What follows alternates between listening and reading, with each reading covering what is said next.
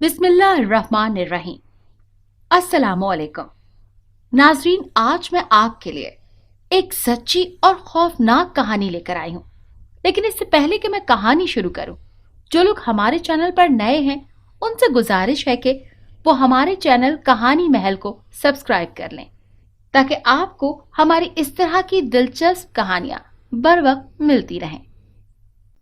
मेरा नाम उल्फत है। मैं गांव में रहती हूँ। मैं आपको अपनी ज़िंदगी का एक भयानक वाक़या सुनाने जा रही हूँ, जिसने मेरी ज़िंदगी बदल कर रख दी थी। मेरे ख़ानदान वाले और आबा अजदाद शुरू से ही इसी गांव में रहते थे। यही गांव उनकी सरजमीन थी। मेरा ताल्लुक़ गरीब ख़ानदान से था। ये गरीबी नस्ल दर नस्ल मुंतकिल हुई थी, लेकिन हमारे हालात कुछ बेहतर थे।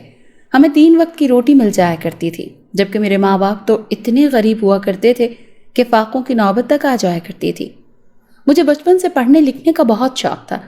मेरी माँ ने मुझे पैसों की वजह से लेट स्कूल में डाला था। मैं गांव के स्कूल में ही तालीम हासिल कर रही थी। मेरे बहुत बड़े बड़े ख्वाब थे। मैं ख्वाबों में देखा करती थी कि मेरा एक बहुत बड़ा घर है जहाँ मेरे पास सब कुछ है। मैं बहुत पढ़ी लिखी भी हूँ। मेरा ख्वाब था कि मैं इंजीनियर बनूंगी और शहर के बड़े से इंजीनियर से शादी करूंगी। मेरे पास दुनिया की हर शय होगी, सारे जहान की दौलत मेरे पास होगी। मैं सोचती थी मेरे ख्वाब की राह में कोई रुकावट नहीं डालेगा। लेकिन इस बात का अंदाज़ा मुझे तब हुआ जब मेरी माँ ने ही मेरे ख्वाबों को चकनाचूर करके रख दिया। उन्होंने मुझे 5वीं जमात पढ़ाकर स्कूल से हटा दिया। इस वक्त मेरी उम्र 14 साल थी। मैंने खूब हंगामा बर्पा किया, रोई, चीखी, चिल्लाई कि मुझे स्कूल जाना है। वाक़े तक किए, लेकिन मेरे बाप ने मेरी बात पर कान न धरे, न मुझे आगे पढ़ने दिया। वो मुझे पैसों की कमी की वजह से स्कूल नहीं भेज सकते थे। मेरे ख्वाब टूट चुके थे। मैं जब अपनी सब सहेलियों को हंसते मुस्कुराते स्कूल जाता देखती थी तो मेरा दिल जल जाता था। मेरे सीने में एक आग सी लग जाती थी।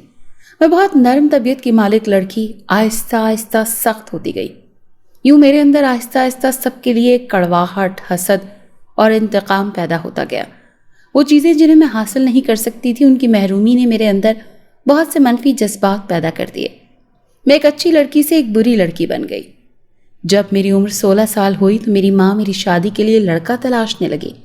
इस बार भी मेरे घर वालों ने मेरी एक ना सुनी और मुझे 16 साल की उम्र में 20 साल लड़के से ब्याह दिया। वो भी गरीब ख़ानदान से ताल्लुक़ रखता था। शादी के 1 साल बाद मेरे यहाँ एक बेटा पैदा हुआ। फिर 5 साल बाद एक और बेटे की पैदाइश हुई। मेरी उम्र 22 साल हो चुकी थी। मेरे दिल में एक आग सी लगी हुई थी। कभी कभार मेरा दिल करता था हर शय तहस नहस कर दूं, अपने शौहर को और बच्चों को छोड़कर कहीं भाग जाऊं, अपने माँ बाप को भी छोड़ दूं। जब मेरा दूसरा बेटा पैदा हुआ तो मेरा शौहर हमारा खर्चा पूरा नहीं कर रहा था। वो ज़्यादा पैसे अपनी अय्याशियों पर उड़ा देता था। अमीर होने के चक्कर में वो जुए लगाता था और हमेशा हार जाया करता। मैं उसकी इस आदत से थक चुकी थी। यूं मैंने एक दिन उससे इंतकाम लेने के लिए उसके खाने में जहर देकर मुझसे मार डाला। यूं उसका किस्सा तमाम हो गया और किसी को मालूम भी ना हो सका। जहाँ तक पैसों की बात थी तो उसके मरने के बाद मेरे ससुर और मेरे घर वाले मुझे पैसे देने लगे, जिससे घर का खर्चा अब चल रहा था। मैं 22 साल की थी और मेरे 2 बच्चे थे। हामिद 5 साल का था और हम्माद को पैदा हुए 2 माह हो गए थे। मैं अभी तक हामिद को स्कूल नहीं डाल सकी थी।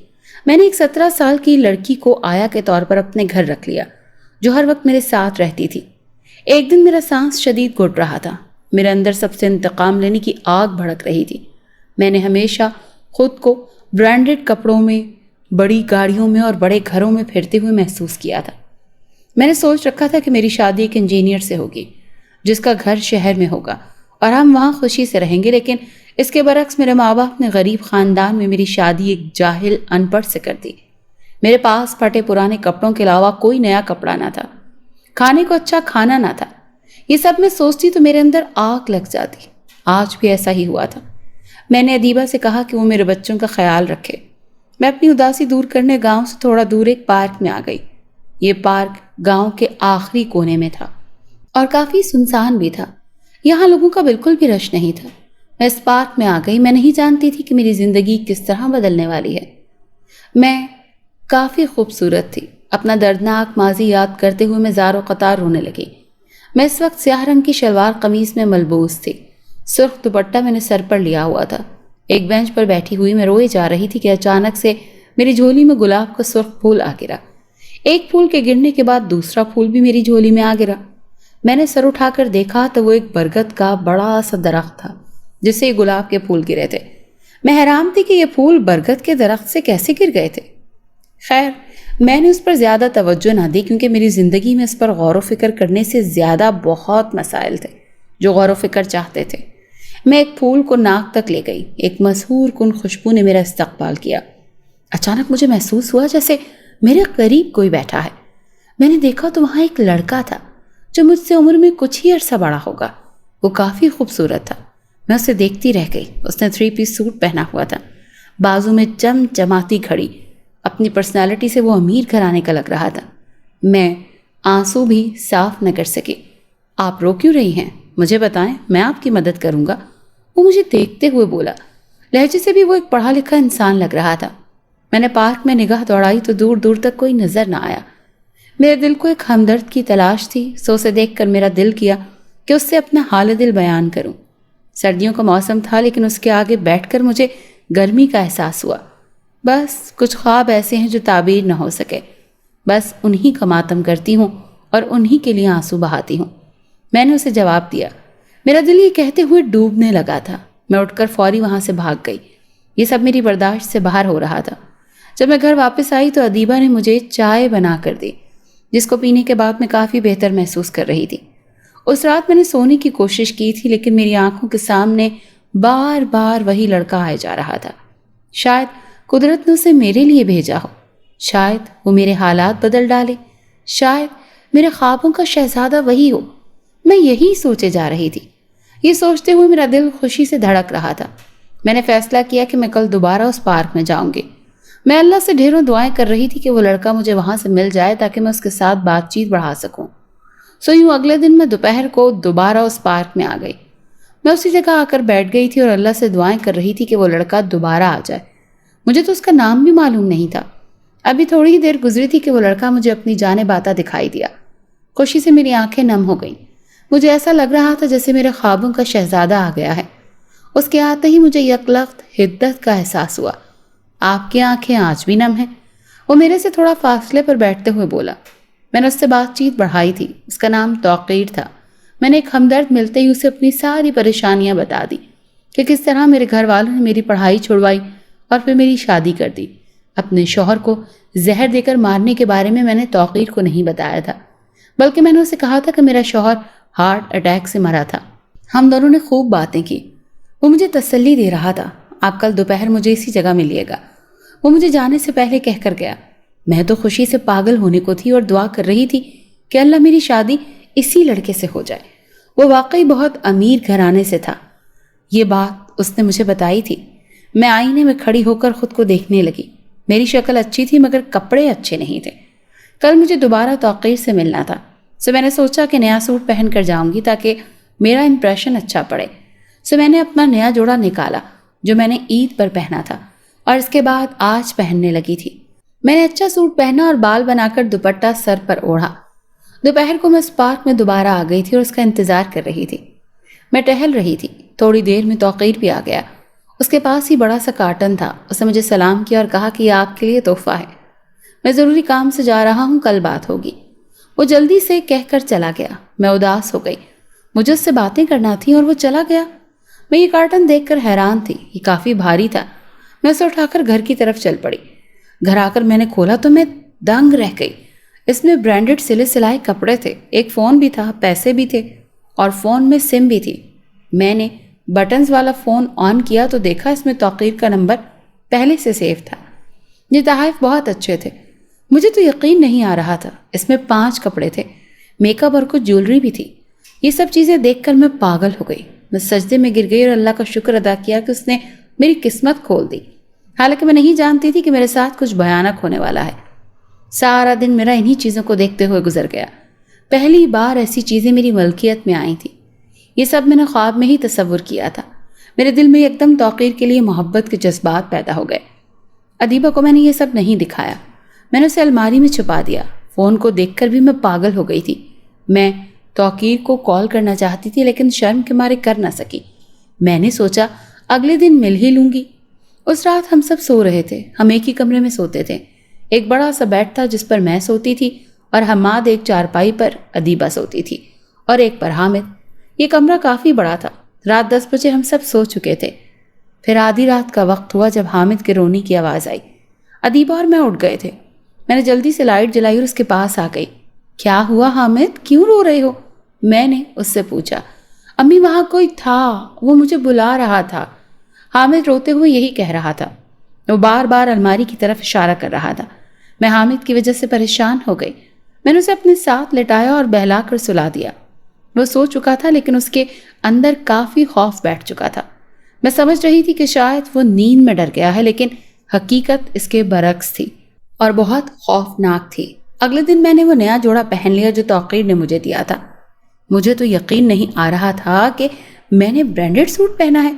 میں تو اس میں بہت ہی خوبصورت لگ رہی تھی۔ کیسی لگ رہی ہوں میں حامد؟ حامد جو اپنے کھلونوں سے کھیل رہا تھا اس کے پاس آتے ہوئے پوچھنے لگی۔ جیسے اس نے مجھے دیکھا وہ چیخیں مارنے لگا۔ میں حیران ہو گئی۔ کیا ہوا حامد، رو کیوں رہے ہو؟ میں اس کو گلے سے لگاتے ہوئے بولی، لیکن وہ مجھے خود سے دور دھکیلتے ہوئے چیخیں مار رہا تھا اور میرے قابو میں نہیں آ رہا تھا۔ ادیبہ بھی بھاگی آئی تھی۔ اس نے حامد کو سنبھالا۔ اس کے پاس جاتے ہی حامد خاموش ہو گیا اور اس کے کاندھے سے لگ گیا۔ میں ہکا بکا اور حیران رہ گئی کہ اچانک حامد کو کیا ہو گیا۔ حامد یہاں آؤ۔ جب وہ تھوڑا ریلیکس ہوا تو میں نے اسے اپنے پاس بلایا، لیکن وہ دوبارہ رونے لگا۔ ادیبہ اسے لے کر دوسرے کمرے میں چلی گئی۔ حامد اب رو نہیں رہا تھا۔ مجھے اس کی پریشانی ہونے لگی۔ میں نے اپنے کپڑے تبدیل کیے اور پرانے پہن لیے۔ میں سوچ رہی تھی توقیر سے فون پر بات کر لیتی ہوں، کیونکہ حامد کی طبیعت مجھے ٹھیک نہیں لگ رہی تھی۔ میں نے توقیر کو فون کیا اور اس سے فون پر بات کرنے لگی۔ فون بند کرنے سے پہلے میں نے اسے کہا کہ میں کل اس سے ضرور ملوں گی۔ اس کے بعد میں اٹھ کر دوسرے کمرے میں آ گئی۔ حامد اب بھی مجھ سے خوفزدہ نہیں تھا، بلکہ میرے گلے سے لگ گیا۔ میں نے اس سے پوچھا بھی کہ وہ رو کیوں رہا تھا، لیکن اس نے کوئی جواب ہی نہ دیا۔ آج کا دن بھی یوں ہی گزر گیا اور میں ریلیکس ہو کر اپنے خوابوں کے شہزادے کے بارے میں سوچنے لگی اور سو گئی۔ یہ آدھی رات کا وقت تھا جب مجھے ادیبہ کی آواز آئی۔ وہ بہت ڈری ہوئی تھی۔ کمرے کی لائٹ جل رہی تھی۔ میں فوری اٹھ کر بیٹھ گئی۔ الفت باجی، یہاں پر کسی کو دیکھا میں نے۔ وہ آدمی کمرے کے اندر آ گیا تھا۔ میں نے لائٹ جلائی لیکن کوئی نہیں تھا یہاں۔ ادیبہ ڈرتے ہوئے بولی۔ میری جان نکل گئی کہ کہیں کوئی چور تو نہیں آ گیا اور اس نے میرا قیمتی سامان جو توقیر نے مجھے دیا تھا وہ تو نہیں چرا لیا۔ میں بھاگ کر پہلے الماری تک گئی اور اپنے سامان کی تسلی کی اور ساتھ ہی پورا گھر چھان مارا، لیکن کہیں کوئی آدمی نہ ملا۔ میں نے ادیبہ سے کہا کہ اس کا وہم ہے۔ ادیبہ ڈر گئی تھی۔ میں نے اسے حامد کے ساتھ لیٹنے کو کہا۔ اس کے بعد میں بھی سو گئی۔ خوابوں میں توقیر کے ساتھ ساحل سمندر پر ٹہل رہی تھی میں۔ خواب بہت دل فریب تھا، لیکن رات کے 2:30 بجے دوبارہ مجھے حماد کے رونے کی آواز آنے لگی۔ وہ بہت رو رہا تھا، حالانکہ راتوں کو وہ پہلے کبھی نہیں رویا تھا۔ میں نے اٹھ کر اسے فیڈر بنا کر دیا، لیکن پھر بھی وہ خاموش نہ ہوا۔ میں پریشان ہو گئی۔ یوں میں نے اللہ کا نام لیا تو اسے چین آیا اور وہ سو گیا۔ وہ تو سو گیا تھا لیکن حامد اٹھ گیا تھا۔ امی، اس نے مجھے بلایا ہے۔ ہاں بیٹا، میں نے اسے جواب دیا۔ امی، وہ تھوڑی دیر پہلے کون آیا تھا کمرے میں، سفید کپڑوں والا؟ حامد نے پوچھا۔ ادیبہ مزید ڈرنے لگی اور کہنے لگی، الفت باجی، جیسے میں نے دیکھا وہ بھی سفید کپڑوں میں تھا۔ ان دونوں کی باتیں سن کر میں ڈر گئی۔ میں نے کمرے کی اچھی طرح کنڈی لگا لی اور آیت الکرسی پڑھ لی۔ مجھے نیند نہیں آ رہی تھی۔ کافی دیر بعد فجر کی نماز پڑھے بنا میں سو گئی۔ اگلے دن میں توقیر سے ملی تو اس نے مجھے ایک اور قیمتی تحفہ دیا۔ اس نے مجھے خالص ہیرے سے بنی انگوٹھی دی تھی اور کچھ پیسے بھی دیے۔ یہ سب دیکھ کر میری آنکھیں کھل گئیں۔ اس کے بعد یوں ہی ہونے لگا، جب بھی میں توقیر سے ملتی وہ مجھے ڈھیروں تحائف اور پیسے دیتا۔ وہ اتنا اچھا لڑکا تھا کہ بدلے میں کوئی الٹی سیدھی فرمائش بھی مجھ سے نہیں کرتا تھا۔ آج اس سے پہلی بار ملے مجھے مہینہ ہو گیا۔ میرا دل کہہ رہا تھا کہ میں اس سے کہہ دوں کہ مجھ سے محبت کرنے لگی ہوں، اور آج تو میں نے ٹھان ہی لی تھی کہ میں اپنی محبت کا اظہار ضرور کر کے رہوں گی۔ ہم اسی پارک میں ملتے تھے۔ الفت، میں نے تم سے ایک سچ چھپایا ہے، توقیر نے اداسی سے کہا۔ میں حیرانی سے اسے دیکھنے لگی۔ اس نے مجھے کہا کہ میں پہلے سے شادی شدہ ہوں اور میری ایک 5 سالہ بیٹی بھی ہے۔ یہ بات سن کر میرے پیروں تلے سے زمین نکل گئی۔ میرے سب خواب یکلخت چکنا چور ہو گئے۔ لیکن میری بیوی 3 سال پہلے مر چکی ہے۔ میں اپنی بیوی سے محبت نہیں کرتا تھا، لیکن آپ کو دیکھ کر جانا کہ محبت کسے کہتے ہیں۔ توقیر کی اگلی بات سن کر میری سانس ہی رک گئی۔ میں بے یقین ہو کر اسے دیکھنے لگی۔ میرے خواب جو ٹوٹ گئے تھے اس کی کرچیاں جڑنے لگی۔ اس نے مجھ سے اظہار محبت کر دیا۔ میں بہت خوش تھی، خوشی سے میری آنکھیں نم ہو گئیں۔ اس کے دیے ہوئے پیسوں سے میں اچھا کھانا کھانے لگی، اچھے کپڑے پہننے لگی اور گھر کی طرف توجہ دینے لگی۔ لیکن ایک بات جو عجیب تھی کہ اب گھر میں عجیب و غریب واقعات ہونے لگے۔ آدھی راتوں کو اٹھ کر کبھی ادیبہ خوفزدہ ہو کر مجھے جگا دیتی تو کبھی حامد جگا دیتا اور کبھی حماد رونے لگتا۔ گھر کی صفائی کرتے ہوئے اکثر کسی کے قدموں کے نشانات بھی نظر آتے۔ آج رات کو مجھے پیاس لگی تو میں کچن میں پانی پینے آ گئی۔ پانی پینے کے بعد میں نے دیکھا کہ پوری صحن میں جگہ جگہ سرخ نشانات ہیں۔ ایسا معلوم ہو رہا تھا جیسے یہ خون ہے۔ میں خوف سے کانپ گئی۔ میں نے اپنے پچھلے کھٹارا فون سے اپنی امی کو فون کیا اور انہیں بتایا کہ کس طرح گھر میں عجیب و غریب واقعات ہو رہے تھے۔ میری امی نے مجھے تسلی دی اور اگلے دن ہی وہ عامل صاحب کو لے کر آئیں۔ عامل صاحب دم کر کے چلے گئے۔ امی رات رہنا چاہتی تھی لیکن میں نے انہیں واپس بھیج دیا۔ یہ سچ تھا، جب بھی میں ان کو دیکھتی تھی مجھے اپنے غم یاد آ جایا کرتے تھے۔ گھر میں اب سکون تھا، کوئی غیر معمولی واقعہ نہیں ہو رہا تھا۔ توقیر سے میں کبھی فون پر بات کرتی تو کبھی اس سے مل لیتی۔ ایک دن میں پارک آئی تو پارک میں موجود گارڈ بھی میرے پاس آ گیا۔ اس وقت شام ہو گئی تھی، توقیر جا چکا تھا اور میں جانے کا سوچ رہی۔ میڈم، آپ روزانہ اکیلی یہاں آ کر کیا کرتی ہیں؟ اس کے سوال پر میں حیران رہ گئی۔ میں نے اسے بتایا میں اکیلی نہیں ہوتی بلکہ میرا کزن بھی آ جاتا ہے۔ اس نے حیرانی سے کہا، میں نے تو کبھی آپ کے کسی کزن کو ساتھ نہیں دیکھا۔ میں جب بھی دیکھوں آپ اکیلی نظر آتی ہیں۔ گارڈ کی بات سن کر میں نے اسے کہا، آپ نے ٹھیک سے نہیں دیکھا ہوگا۔ اس کے بعد میں چلی گئی۔ وہ گارڈ بھی حیران تھا۔ میں گھر آ چکی تھی اور سوچ رہی تھی کہ پتہ نہیں میری شادی توقیر سے کب ہوگی۔ مجھے بس اس کے پیسوں سے مطلب تھا۔ وہ ایک بڑا انجینئر تھا، جس سے مجھے یہ معلوم ہوا تھا کہ وہ شادی شدہ ہے۔ اس کے بعد سے میرے دل میں جو اس کے لیے محبت تھی وہ ختم ہو گئی تھی۔ اب تو صرف میرے دل میں ایک لالچ رہ گئی تھی۔ میں اس سے شادی کرنا چاہتی تھی۔ میں سوچتی تھی پتہ نہیں توقیر کا گھر کتنا بڑا ہوگا، اس کے پاس کتنی دولت ہوگی۔ یہ سب میں اس سے پوچھ بھی نہیں سکتی تھی کیونکہ میں نہیں چاہتی تھی کہ وہ میرے بارے میں غلط سوچنے لگے یا مجھے لالچی سمجھے۔ اس طرح دن گزر رہے تھے۔ توقیر سے میری ملاقات ہوتی رہتی تھی۔ 15 سال گزر گئے تھے۔ میں اب 37 کی ہو گئی تھی۔ میرا بیٹا حامد 20 سال کا جبکہ حماد 15 سال کا ہو گیا تھا۔ وہ اسکول جاتا تھا جبکہ حامد اپنا اسکول مکمل کر کے دینی تعلیم حاصل کرنے جاتا تھا۔ مہنگائی بڑھتی جا رہی تھی۔ اب جو پیسے توقیر مجھے دیتا تھا وہ بھی کم پڑتے تھے۔ میں زیادہ تر عیاشیوں میں پیسے لگا دیتی تھی۔ میں کافی فضول خرچی بھی کر رہی تھی۔ توقیر نے اب تک مجھ سے شادی نہیں کی تھی بلکہ وہ کہتا تھا کہ اس کی ایک مجبوری ہے جس کی وجہ سے وہ ابھی شادی نہیں کر سکتا۔ میں نے بھی اس سے زیادہ فورس نہ کیا کیونکہ مجھے صرف پیسوں سے مطلب تھا اور پیسے مجھے مل رہے تھے، لیکن یہ پیسے کم پڑ جاتے تھے۔ اس سے بات کرنا ناگزیر ہو گیا تھا۔ میرے والدین وفات پا چکے تھے، سو ان کی طرف سے بھی میرا خرچہ بند ہو گیا تھا۔ ادیبہ بھی اس گھر سے جا چکی تھی۔ میں آئینے میں خود کو دیکھتی تو آج بھی میں 22 سال کی لگتی تھی۔ میں نے توقیر کے دیے ہوئے پیسوں سے خود کا بڑا خیال رکھا ہوا تھا۔ جیسے جیسے میرے بچے بڑے ہوتے گئے میرے دل سے ان کی محبت نکلتی جا رہی تھی۔ بس ایک لالچ تھی جو بڑھتی جا رہی تھی۔ آج میں توقیر سے ملنے آ گئی اور میں نے اسے بتایا کہ میرا گزارا بہت مشکل سے ہو رہا ہے۔ دیکھو الفت، اگر تم امیر ہونا چاہتی ہو تو اس کے لیے تمہارے پاس ایک ہی راستہ ہے، بلکہ میں بھی بہت امیر ہونا چاہتا ہوں۔ اب ہم دونوں کے پاس یہی راستہ ہے کہ ہم ایک دوسرے سے شادی کر لیں۔ توقیر کی بات سن کر میں دنگ رہ گئی۔ میں نہیں جانتی تھی کہ جس چیز کا انتظار میں اتنے سالوں سے کر رہی تھی وہ یوں پوری ہوگی۔ میں تو خوشی سے پاگل ہونے کو تھی۔ میڈم، آپ ٹھیک تو ہیں؟ گارڈ پریشانی سے میری طرف آ کر بولا۔ میں خوشی سے رو رہی تھی۔ میں نے اپنے آنسو صاف کیے۔ آپ اکیلی نہ آیا کریں یہاں۔ گارڈ کی بات سن کر مجھے تعجب ہوا کہ اسے توقیر کیوں نظر نہیں آ رہا۔ میں نے اپنے پہلو میں دیکھا تو توقیر وہاں نہیں تھا۔ میں حیران ہوئی کہ توقیر ایک دم کہاں چلا گیا۔ گارڈ بھی جا چکا تھا۔ میں بھی پریشانی سے چلی گئی۔ گھر جا کر میں نے توقیر کو فون کیا تو پتہ چلا کہ وہ کسی کام کی وجہ سے بنا بتائے چلا گیا تھا۔ یہ بات سن کر مجھے تھوڑا تعجب ہوا کہ اتنی تیزی سے وہ وہاں سے کیسے جا سکتا تھا۔ خیر، میں نے حامد اور حماد سے اپنی شادی کی بات کرنے کا سوچا۔ مجھے بس انہیں آگاہ کرنا تھا۔ ان کی اجازت میرے لیے معنی نہیں رکھتی تھی۔ میں شادی کرنا چاہتی ہوں۔ تمہارے بچپن میں ہی تمہارا باپ مر گیا تھا، لیکن اس کے بعد بھی میں نے دوسری شادی نہیں کی، صرف تم دونوں کے لیے۔ اور اب میں شادی کرنا چاہتی ہوں، اسی لیے تم دونوں کو اعتراض نہیں ہونا چاہیے۔ میں نے حماد اور حامد سے بات کی۔ وہ دونوں شادی کا سن کر اداس ہو گئے تھے، لیکن انہوں نے اعتراض ظاہر نہ کیا۔ یہ سچ تھا کہ جیسے جیسے وقت گزر رہا تھا میں اپنے بچوں کو بھول ہی گئی تھی۔ میں صرف اپنے بارے میں سوچنے لگی تھی۔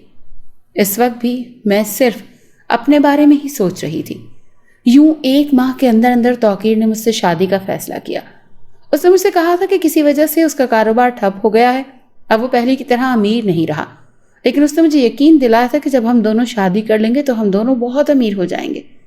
میں نہیں جانتی تھی کہ شادی کا امیر ہونے سے کیا کنیکشن تھا، لیکن میں توقیر سے شادی کرنا چاہتی تھی۔ میں نے اپنی شادی پر اپنے کسی رشتہ دار کو نہیں بلایا تھا۔ آج ہمارا نکاح تھا، میں خود ہی تیار ہو گئی تھی۔ دوپہر کو توقیر آ گیا۔ حماد خوش دلی سے اس سے ملا تھا۔ جب حامد توقیر کو دیکھ کر چونکا، مجھے توقیر کے چہرے پر عجیب سا خوف نظر آیا۔ حامد کو دیکھ کر اس کا رنگ فق پڑ گیا۔ نکاح کا وقت قریب آتا جا رہا تھا۔ امی آپ یہ شادی مت کریں، توقیر انکل مجھے ٹھیک نہیں لگتے۔ حامد مجھے اکیلے میں کمرے میں لے گیا اور کہنے لگا۔ اس کی بات سن کر میرا غصہ 7ویں آسمان تک پہنچ گیا۔ میں نے اسے ڈانٹ دیا اور کہا کہ یہ جو تم اتنے بڑے ہوئے ہو، یہ سب توقیر کی مہربانی کی وجہ سے ہے۔ اگر وہ پیسے نہ دیتا تو بھوک اور فاقوں سے ہم کب کے مر چکے ہوتے۔ میں نے اسے یاد دلایا کہ تمہاری تعلیم کے لیے بھی توقیر نے پیسہ لگایا ہے۔ گن گن کر اسے توقیر کے احسانات یاد دلانے لگی۔ آج میں نے کافی راز اس پر کھول دیے تھے۔ وہ اس بارے میں زیادہ نہیں جانتا تھا۔ میری باتیں سن کر وہ خاموش ہو گیا۔ اس کے بعد وہ کچھ نہیں بولا۔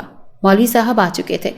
ہمارا نکاح شروع ہوا اور کچھ ہی دیر میں الفت سے الفت توقیر بن گئی۔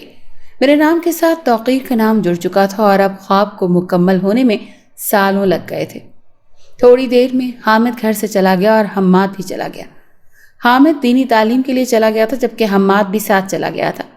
ان دونوں نے جانے سے قبل کہا تھا کہ وہ کل واپس لوٹیں گے۔ البتہ انہوں نے ادیبہ کو گھر بھیج دیا تھا۔ ادیبہ اپنے بیٹے کے ساتھ یہاں آ گئی تھی۔ اس کے آنے سے توقیر بدمزہ ہوا تھا، لیکن وہ کہہ نہ پایا۔ ادیبہ الگ کمرے میں تھی جبکہ ہم دونوں الگ کمرے میں تھے۔ رات کافی ہو چکی تھی۔ ہم دونوں نے ڈھیروں باتیں کی۔ اس کے بعد ہم دونوں ایک دوسرے کی محبت میں ڈوب گئے۔ توقیر نے اپنی بیٹی کا نام شہانہ بتایا تھا۔ اس کی بیٹی حامد کی عمر کی تھی اور وہ شہر میں رہتی تھی۔ شادی کی رات ہی توقیر نے مجھے کہا کہ وہ اپنی بیٹی کی شادی بھی میرے بیٹے حامد سے کرنا چاہتا ہے۔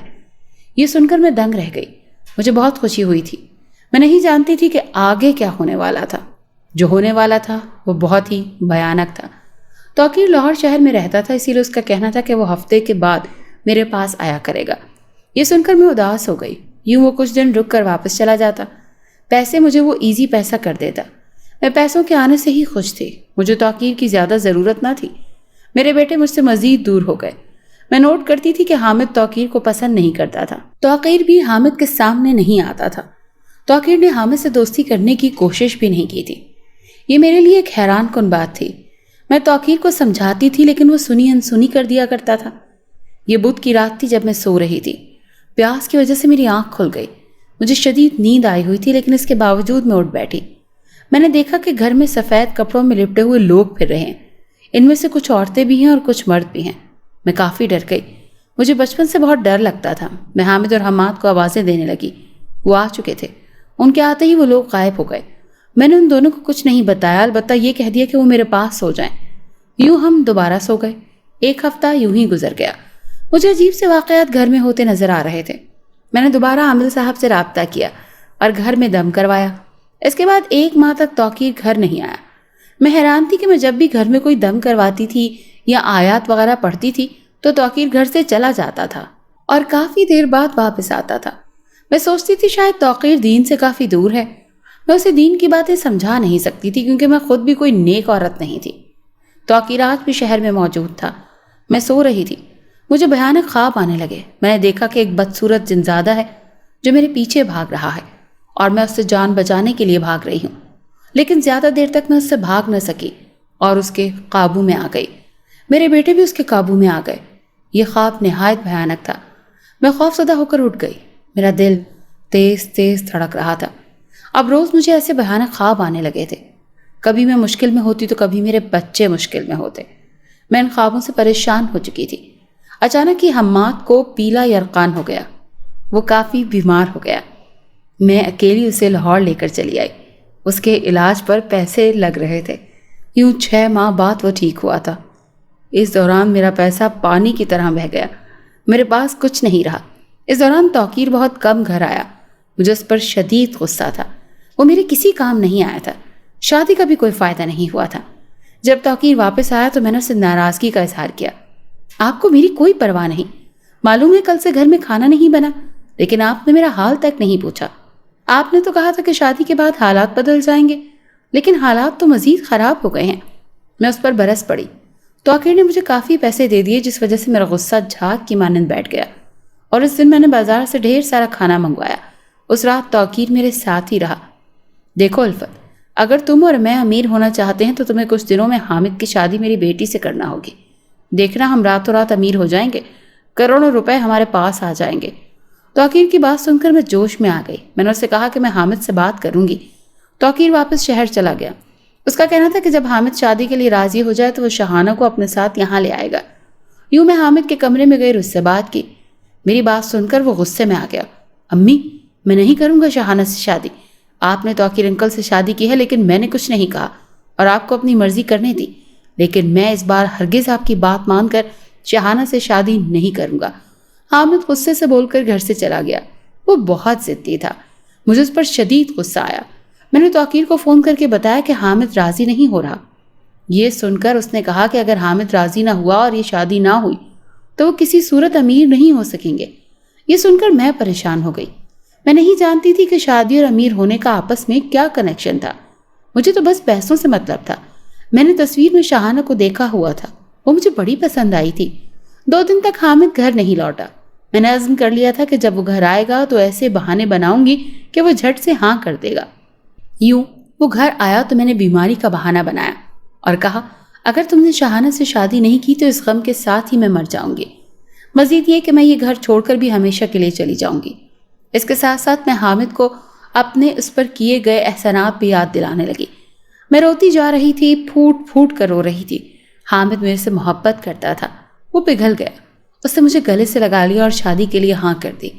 میں جانتی تھی وہ دل سے نہیں بلکہ میرے کہنے پر راضی ہوا تھا. یہ خوشخبری میں نے فون کر کے توقیر کو سنا دی. توقیر خوش ہو کر کہنے لگا کہ اب میں شادی کی تیاریاں شروع کر دوں. اس ہفتے وہ شہانہ کے ساتھ گھر آئے گا اور نکاح ہو جائے گا. گھر میں دوبارہ سے خوفناک واقعات ہو رہے تھے. مجھے اور حماد کو گھر میں مختلف لوگ چلتے پھرتے نظر آتے تھے. میں یہ بات کسی کو بتا نہیں سکتی تھی. نہ میں نے یہ بات توقیر کو بتائی اور نہ حامد کو. حماد کو بھی میں نے منع کر دیا تھا کہ وہ کسی کو یہ بات نہ بتائے. 1 ہفتے میں شادی کی تھوڑی بہت تیاریاں ہو گئی تھی. ہفتے کو نکاح بھی ہو گیا. حامد خوش نظر نہیں آ رہا تھا. ان دونوں کو میں نے ان کے کمرے میں پہنچا دیا. توقیر کے چہرے پر الگ ہی مسکراہٹ تھی. کل رات دیکھنا ہم کتنے امیر ہو جائیں گے. توقیر شیطانی مسکراہٹ کے ساتھ بولا. میں نے اس سے پوچھا بھی کہ ہم کس طرح امیر ہوں گے، لیکن اس نے بات کو گول کر دیا. ہم دونوں سو چکے تھے. صبح میں خوشی خوشی اٹھی. میرے پاس کروڑوں روپے آ چکے تھے. لیکن یہ جان کر مجھے سخت صدمہ ہوا کہ میرا بیٹا حامد آدھی رات کو شہانہ کو طلاق دے کر گھر سے جا چکا ہے. شہانہ روئے جا رہی تھی. میرے پیروں سے تو جیسے کسی نے زمین کھینچ لی. مجھے یقین نہیں آ رہا تھا کہ حامد ایسے کر سکتا ہے. مجھے اس پر شدید غصہ آ رہا تھا. حماد کو بھی نہیں معلوم تھا کہ حامد کہاں گیا ہے. توقیر کی آنکھوں میں خون اتر آیا. تمہارے بیٹے نے اچھا نہیں کیا. اب تم بھی ساری زندگی غریب رہنا اور پیسوں کے لیے ترستی رہنا. میں نے تم سے اور تمہارے بیٹوں سے محبت کی. میں نہیں جانتا تھا کہ بدلے میں مجھے دھوکہ ملے گا. توقیر غصے میں کہہ رہا تھا. غصے میں اس کا جسم بہت گرم ہو چکا تھا. میں بہت شرمندہ تھی اور اس سے معافیاں مانگ رہی تھی. ایک شرط پر میں تمہیں معاف کر سکتا ہوں. ہمیں امیر ہونے کے لیے شہانہ کا نکاح حماد سے کروانا ہوگا. توقیر کی بات سن کر میں بے یقین ہو کر اسے دیکھنے لگی. میں نے اسے پوچھا ایسا کیسے ہو سکتا ہے؟ حماد تو ابھی صرف 15 سال کا ہے اور ابھی بچہ ہے. میری بات سن کر توقیر نے کہا کہ اگر تم امیر نہیں ہونا چاہتی تو تمہاری مرضی. اگر کبھی امیر ہونے کی خواہش جاگے تو مجھے بتا دینا. یہ کہہ کر وہ غصے میں شہانہ کو لے کر چلا گیا. میں رونے لگی. 1 ہفتے سے اوپر ہو چکا تھا. حامد کا کچھ پتہ نہ تھا. توقیر بھی ناراض تھا. میرے پاس پیسے بھی ختم ہو گئے تھے. گھر میں راشن بھی نہیں تھا. حالات خراب ہوتے جا رہے تھے. بہت سوچ بچار کے بعد میں نے کانپتے ہاتھوں سے توقیر کو فون کیا اور کہا کہ میں حماد کی شادی شہانہ سے کرنے کے لیے تیار ہوں. یہ سن کر توقیر بھاگا چلا آیا. جب میں نے حماد کو اس کے نکاح کا بتایا تو وہ دنگ رہ گیا. امی ایسا مت کریں، آپ یہ غلط کر رہی ہیں. حماد روتے ہوئے بولا. میں نے اس کے آنسوؤں کو خاطر میں نہ لیا. میں نہیں جانتی تھی کہ میں کتنی بڑی غلطی کرنے جا رہی ہوں. میں نے حماد کے سامنے خوب آنسو بہائے. محبت میں حماد میری بات مان گیا. میرے بچے تو مجھ سے ویسے ہی بہت محبت کرتے تھے، لیکن میں ان کو وہ محبت نہ دے پائی جس کے وہ حقدار تھے. آج ان دونوں کا نکاح تھا. ایک طوفان تھا جو بہت جلد میرے گھر میں داخل ہونے والا تھا. حامد کو حماد کے نکاح کے بارے میں علم نہیں تھا۔ یوں حماد کا نکاح ہو گیا۔ حماد بہت ڈرا تھا۔ اس رات ہی میرے سامنے اس کی طبیعت شدید خراب ہو گئی۔ وہ بے ہوش ہو گیا اور ہوش میں نہیں آ رہا تھا۔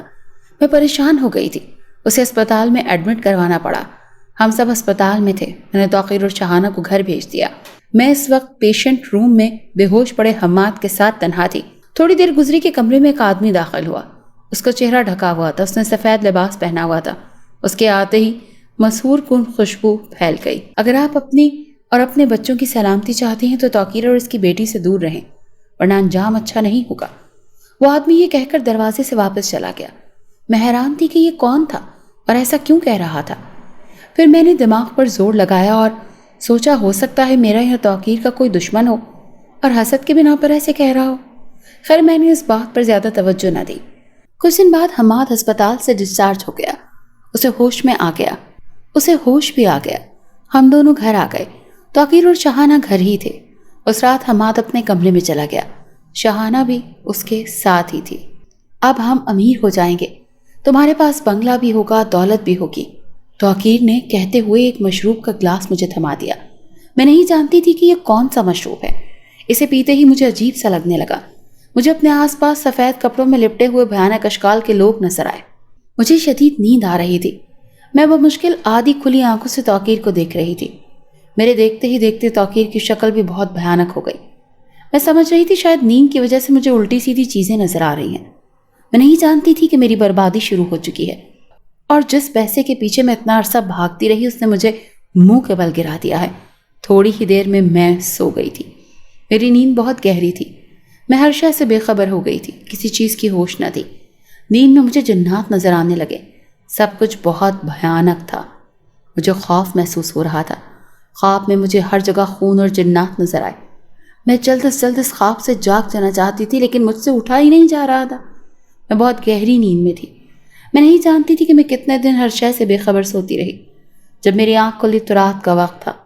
میں نے فون میں وقت اور تاریخ دیکھی تو مجھے معلوم ہوا کہ میں 10 دن سوتی رہی ہوں۔ مجھے یقین نہیں آ رہا تھا کہ ایسا کیسے ہو سکتا ہے۔ کمرے میں اندھیرا تھا اور توقیر نہیں تھا۔ اچانک میرے کانوں سے کسی کے درد سے کراہنے کی آواز آئی۔ میں نے باہر آئی اور جو منظر دیکھا اسے دیکھ کر میرے پیروں تلے سے زمین نکل گئی۔ میرے دونوں بیٹے خون میں لت پت تھے۔ دونوں کے جسم سے خون بہہ رہا تھا۔ میں نے روتے ہوئے انہیں پانی پلایا اور پوچھا کہ یہ سب کیسے ہوا۔ حماد بول نہیں رہا تھا، وہ بس پلکیں جھپک رہا تھا۔ اس کی سانسیں بہت کم چل رہی تھیں۔ حامد بول رہا تھا۔ جو باتیں اس نے مجھے بتائیں وہ سن کر ایک بار مجھے جھٹکا لگا۔ توقیر ایک جن زادہ تھا۔ اس کا تعلق عیسائی جنات سے تھا، لیکن وہ ایسے جنات تھے کہ طاقتور ہونے کے لیے اپنی شناخت بدل لیتے تھے۔ توقیر بھی انہی جنات میں سے تھا۔ وہ اپنے خاندان کے ساتھ اس پارک میں برگد کے درخت پر رہتا تھا۔ وہ ایسے انسان کو تلاش کرتا تھا جو اس کے ہاتھوں بیوقوف بن جائیں اور ان کو بیوقوف بنا کر مزید طاقتور ہو جائیں۔ وہ جنزادہ شہنشاہ جنات بننا چاہتا تھا اور اس کے لیے اسے کسی انسان کا سہارا لینے کی ضرورت تھی۔ شہنشاہ جنات بہت طاقتور ہوتا ہے اور اس کے پاس بہت دولت ہوتی ہے۔ توقیر ایک لالچی جنزادہ تھا اور اس نے سوچ لیا تھا کہ وہ اپنے جیسے لالچی لوگوں کو تلاش کر کے ان کی لالچ کا فائدہ اٹھا کر اپنے لیے طاقتور ہونے کی راہیں ہموار کرے گا۔ وہ سب جنات کو اپنا غلام بنانا چاہتا تھا۔ یہ سب اتنا آسان نہیں تھا، اس کے لیے سالوں چاہیے تھے۔ یوں اس کی ملاقات الفت سے ہوئی۔ وہ ایک پل میں اس کے بارے میں جان گیا اور اس نے سوچ لیا کہ وہ اسی انسان کے ذریعے اپنی منزل تک پہنچے گا۔ یوں اپنی دنیا میں خاص عمل بھی کرتا رہا اور الفت کے دل میں جگہ بنانے کے لیے اسے پیسے بھی دیتا رہا۔ جب اس کا عمل اختتام تک پہنچا تو اس نے الفت سے شادی کر لی۔ الفت کے 2 بچے تھے اور اسے طاقتور بننے کے لیے 2 انسانی بچے چاہیے تھے۔ انسانی بچوں کو مارنا ضروری تھا کیونکہ ان کے خون سے اسے اپنا آخری عمل کرنا تھا۔ اصل مقصد تو وہ 2 بچے تھے۔ الفت اس کے کسی کام کی نہیں تھی، وہ تو بس اس سے اپنا دل بہلا رہا تھا۔ جب توقیر یہاں آیا تھا تو وہ حامد سے خوفزدہ ہوا تھا کیونکہ وہ جانتا تھا کہ وہ عالم بن رہا ہے۔ وہ حامد کے سامنے زیادہ آنے سے گریز برتنے لگا تاکہ وہ اس کی حقیقت نہ جان جائے۔ شادی کی رات شہانہ کی حرکات سے حامد کو معلوم ہو گیا کہ وہ ایک جنزادی ہے۔ یوں وہ اسے طلاق دے کر چلا گیا۔ وہ اپنی ماں کو یقین نہیں دلا سکتا تھا کہ شہانہ جنزادی ہے۔ اسے توقیر کے بارے میں کنفرم نہیں تھا، اسی لیے اس نے سوچا وہ عامل صاحب کو لے کر آئے گا اور اپنی ماں کو سچ بتائے گا۔ لیکن ٹھیک اسی وقت جب وہ مسجد پہنچا تو اس کی حالت بھی ویسی ہو گئی جیسی حماد کی ہوئی تھی۔ کافی دن وہ بستر پر پڑا رہا۔ عامل صاحب سب جان گئے تھے. وہ اس کی مدد کرنے گھر تک آئے تھے، لیکن تب تک وہ جنزادہ اور جنزادی اپنا کام کر چکے تھے. حماد کا استعمال کیا جا چکا تھا. وہ جنات پہلے سے طاقتور ہو گئے تھے، اسی لیے انہوں نے عامل صاحب کو اپنی دنیا میں قید کر لیا. حامد پر بھی انہوں نے حملہ کر دیا. وہ تینوں ایک دوسرے کو بچا نہ سکے اور الفت بے خبر سوتی رہی. جنات چلے گئے تھے، بلکہ توقیر کا جو پورا خاندان الفت کے گھر آ کر بس گیا تھا وہ بھی جا چکا تھا. حامد خاموش ہو گیا تھا. ان دونوں کی آنکھیں بند تھیں. حامد اٹھو، حماد دیکھو میری طرف، تمہیں کچھ نہیں ہوگا، میں تمہیں اسپتال لے کر چلتی ہوں، میں تم سے بہت پیار کرتی ہوں، مجھے کبھی چھوڑ کر مت جانا. میں پاگلوں کی طرح روتے ہوئے بولی. ان دونوں کے رنگ زرد پڑ گئے تھے، سارا خون بہہ چکا تھا. کچھ تو جنات نے نچوڑ لیا تھا. میں چیخ رہی تھی، رو رہی تھی. دونوں بے حس و حرکت پڑے تھے، ان کی سانسیں بند ہو چکی تھی. میں اللہ سے ہاتھ جوڑ کر معافی مانگ رہی تھی کہ ایک بار مجھے میرے بیٹے لوٹا دے. میں اب کبھی لالچ نہیں کروں گی اور نہ پیسوں کے پیچھے بھاگوں گی. محلے سے بھی کوئی نہ آیا، سب ختم ہو گیا. میری لالچ مجھے لے ڈوبی. میرے بیٹے مجھے چھوڑ کر جا چکے تھے. ان کی موت کی وجہ صرف اور صرف میں تھی. جس پیسے کے لیے میں بھاگتی تھی اس نے مجھے کہیں کا نہیں چھوڑا. توقیر سے مجھے نفرت محسوس ہوئی. میں نے کبھی نہیں سوچا تھا کہ وہ جنزادہ ہوگا. میرے پاس اب جینے کے لیے کچھ بھی نہیں تھا. میں روتے ہوئے کچن تک آئی اور ایک بڑا خنجر اٹھا کر باہر آ گئی. اپنے بیٹوں کی لاش کے پاس میں بیٹھ گئی. میں بہت بری ماں ہوں نا. میں تم دونوں سے محبت نہیں کر پائی. تم دونوں نے ہمیشہ میری بات مانی اور مجھ سے پیار کیا، لیکن میں نے بدلے میں پیار نہیں دیا. میں اچھی ماں نہیں بن پائی. یہ دیکھو، میں خود کو اس کی سزا دے رہی ہوں. میں نے کہتے ہوئے اپنی گردن پر چھری رکھ دی کہ شاید میرے بیٹے اٹھ جائیں اور مجھے سینے سے لگا لیں، لیکن ایسا نہ ہوا. میں روئے جا رہی تھی لیکن میرے بیٹے نہیں اٹھ رہے تھے. میری برداشت ختم ہو چکی تھی. میں زندہ نہیں رہنا چاہتی تھی. میں نے چاقو اپنی گردن پر چلا دیا تھا. میرے لبوں سے چیخ بھی نہ نکل سکی. آنسو حلق میں اٹک گئے تھے. صحن میں اس وقت 3 لاشیں پڑی تھیں. میری روح پرواز کر گئی تھی، لیکن یہ روح نیک نہیں بلکہ بری روح کہلائے گی. غلط رستوں پر جانے والے انسان کا انجام ایسا ہی ہوتا ہے جیسا میرا ہوا تھا. دوسری طرف وہ جنات اپنی جیت کا جشن منا رہے تھے. جنزادہ توقیر شہنشاہ جنات بن چکا تھا. عامل صاحب ان کی قید میں تھے. یہ جنات ان کے قابو میں نہیں آ سکے تھے. الفت اور اس کے بچوں کے بارے میں سوچ کر جنزادہ اور اس کی بیٹی ہنس رہے تھے. کیسے پیسوں کا لالچ دے کر بیوقوف بنایا ہم نے الفت کو. کس طرح اس کی موجودگی میں اس کے بچوں کو ہم نے اس سے چھین لیا. شراب پیتے ہوئے جنزادہ بول رہا تھا. سب جنات اس کی غلامی کر رہے تھے. ایک انسان کی لالچ کی وجہ سے اور اس کی لالچ کا فائدہ اٹھا کر وہ ایک معمولی جنزادے سے شہنشاہ جنات بن گیا تھا. عامل صاحب دل میں اللہ سے دعا کر رہے تھے کہ ایسے خطرناک شہنشاہوں کا جلد از جلد صفایا ہو جائے تاکہ نیک جنات اور انسان ان کے شر سے محفوظ رہ سکیں. اگر آپ کو یہ کہانی اچھی لگی ہے تو اسے لائک کیجیے اور ہمارے چینل کہانی محل کو سبسکرائب کیجیے. اور ہاں، اگر آپ کے کسی دوست، رشتہ دار یا بہن کے ساتھ خدا نخواستہ اس طرح کا کوئی بھی واقعہ پیش آیا ہے تو ہمیں کامنٹ سیکشن میں اس کے بارے میں ضرور بتائیے.